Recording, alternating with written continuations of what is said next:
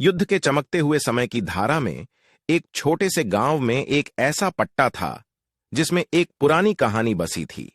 इस कहानी में एक जादुई पंडित और उसकी जादुई पुस्तक के बारे में था। पंडित ने अपनी पुस्तक के साथ अनेक जादुई कहानियों को संजोए थे, लेकिन सबसे अद्भुत कहानी उसकी अंतिम पृष्ठों पर छिपी थी। यह कहानी उस जादूगर के जीवन के बारे में थी जिसने अपनी जादुई शक्तियों का दुरुपयोग करके दुनिया को क्षति पहुंचाई थी।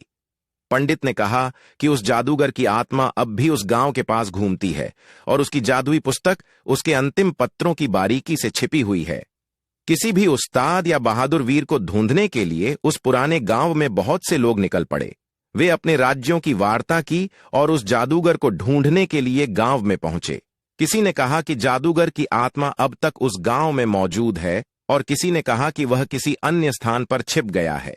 गांव में एक बूढ़ा पंडित रहता था जिसे कहा जाता था कि उसे जादूगर के पते के बारे में पता है। पंडित ने कहा कि वह सिर्फ उसे बताएगा जो अधिक आत्मसमर्पण और नेकी के साथ यात्रा करेगा। यात्रियों ने पंडित को आत्मसमर्पण के साथ अनुष्ठान किया और उन्हें जादूगर के पते का पता चला। जब वे जादूगर के पास पहुंचे तो उन्होंने देखा कि वह एक साधु के रूप में सुंदर आत्मा के रूप में जीवन जी रहा था। जादूगर ने उन्हें जादुई पुस्तक के अंतिम पृष्ठ दिखाया जिसमें लिखा था कि नेकी, धैर्य और समर्पण ही असली जादू है। जब उन्होंने वास्तविक जादू का रहस्य समझा तो उनके आत्मा में नई ऊर्जा का आभास हुआ। उन्होंने समझा कि असली शक्ति उन्हें स्वयं में है और उन्हें चाहिए तो किसी भी मुश्किल का सामना कर सकते हैं।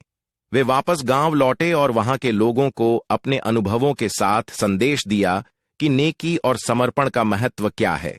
इस प्रकार उनकी यात्रा और उनके अनुभवों ने उनके आसपास के लोगों के जीवन में नई रोशनी और संदेश लाया और उस दिन से गांव में एक नई ऊर्जा और नई सोच फैल गई।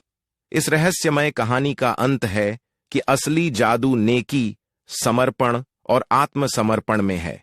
जो व्यक्ति इन गुणों को अपनाता है वह वास्तव में जादूगर है।